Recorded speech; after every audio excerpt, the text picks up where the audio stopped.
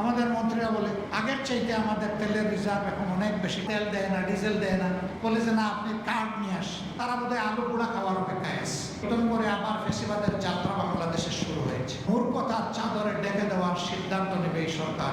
অন্যায়ের ব্যাপারে ছাড়ও দেব না, ফেসিবাদীরা হেরে যাবে ইনশাআল্লাহ। আমরা একবার হারিয়েছি, এই ছড়িকে এখন দাঁতে কামড় দিয়ে আমরা ধরে রাখবো ইনশাআল্লাহ। আমি আর কথা বাড়াচ্ছি না, আমি দুঃখ প্রকাশ করছি। পর্যাপ্ত সময় হাতে নিয়ে রওনা করেছিলাম, আসতে পারলাম না। কেন জানেন? বাংলাদেশ তেলের উপরে বাসছে, এই জন্য আমি আসতে পারিনি। সংসদে যখন সরকারি দলের মন্ত্রীরা কথা বলেন, এমপিরা কথা বলেন, তখন মনে হয় বাংলাদেশে এখন দুধের নহর নয়, তরল সোনার নহর এখন বয়ে যাচ্ছে। আমরা যখন জ্বালানি সংকট আর জনগণের ভোগান্তি নিয়ে কথা তুলি, আমাদের নোটিশটা আলোচনায় আসতেই দেওয়া হয়। সত্য জনগণের কাছে প্রকাশ পেয়ে যাবে। তো পেঁচা চোখ বন্ধ করে রাখবে বলে আগামীকালকের সূর্যকে উঠবে না?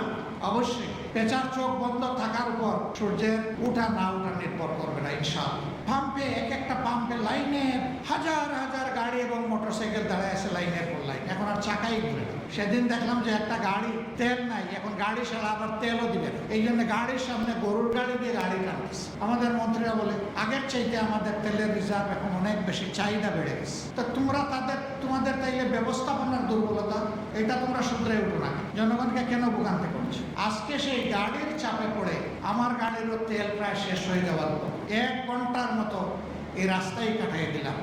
একদিকে তেল পাই না, আরেকদিকে তেল যা আছে ওই তেল না পাওয়া ভাইদের কষ্টের কারণে এই তেলও শেষ। শুধু কি গাড়ির তেল? কৃষি নির্ভর একটা দেশে এই মৌসুমে খামারিরা হা করে চেয়ে আছে, তাদের ফসলে সেচ করবে, পানি দিবে নাই। আবার এখন ওই কুলাইয়েতেও আবার তেল দেয় না, ডিজেল দেয় না, বলে যে না আপনি কার্ড নিয়ে আসেন। সে কার্ড আনবে, এখন তাইলে পাম্পগুলো অটোমেটিক্যালি বন্ধ হয়ে যাবে। এর কুফল হিসাবে আগামী মৌসুমে আমাদের খাদ্য উৎপাদন মারাত্মক ব্যাহত হবে এবং খাদ্য ঘাটতিতে বাংলাদেশ পড়ে। অবশ্যই এই দেশে আমরা দুর্ভিক্ষ দেখেছি 74 সালে, কারো ঘর পড়ে আর কেউ সেই ঘরে থাকা আলু পোড়া খায়। এখন যারা আছে তারা বোধহয় আলু পোড়া খাওয়ার অপেক্ষায় আছে। আল্লাহ তাআলা এই জাতিকে হেফাজত করুন। আমরা জনগণকে কথা দিচ্ছি, আমরা 77 জন যারা আপনাদের হয়ে সংসদের ভিতরে ঢুকেছি, আমরা 77 জন 18 কোটি মানুষকেও পাহারা দেব। আর সংসদের ভিতরে জাতির কপাল নিয়ে কেউ ডাকাতি বা সিনিমিনি করতে না পারে তারও পাহারা দেব। আপনারা দোয়া করবেন, আমরা কোনো অন্যায়ের কাছে মাথা উন্নত করব না এবং অন্যায়ের ব্যাপারে ছাড়ও দেব না। আমাদের পলিসি স্পষ্ট, ন্যায় কাজে সহযোগিতা সমর্থন, অন্যায়ের বিরুদ্ধে প্রতিবাদ এবং প্রতিরোধ। সেই দেয়াল আমরা তুলে রাখবো ইনশাআল্লাহ।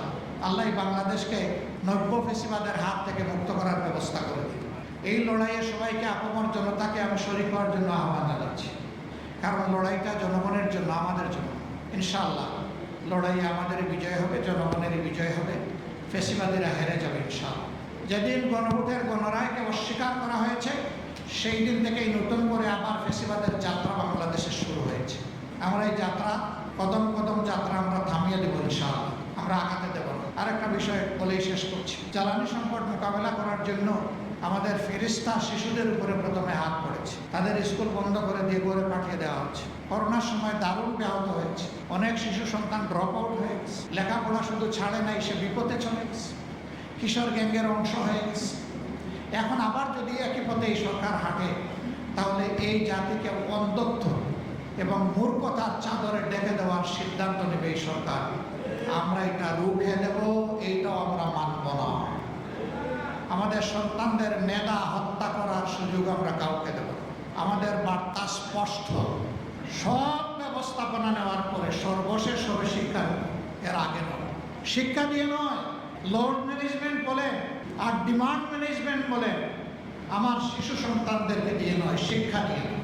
এটা সবার শেষ। এটা 18 কোটি মানুষের জন্য, আমাদের ভবিষ্যৎ বাংলাদেশের জন্য, ভবিষ্যৎ প্রজন্মের জন্য, মাথা উঁচু করে দাঁড়ানো একটা শিক্ষিত জাতির জন্য আমরা এখানে কোনো কম্প্রোমাইজ করব না। আবার আজকের এই আলোচনা সবার শুভকামনা করে এবং যাত্রার অব্যাহত অগ্রযাত্রা মহান মাহবুদের দরবারে কামনা করে আয়োজক সবাইকে, সংগঠনের সবাইকে, সুধীমণ্ডলীকে আমার পক্ষ থেকে কৃতজ্ঞতা জানিয়ে আমার বক্তব্য এখানেই শেষ করছি। আল্লাহ হাফিজ। আসসালামু আলাইকুম ওয়া রাহমাতুল্লাহ।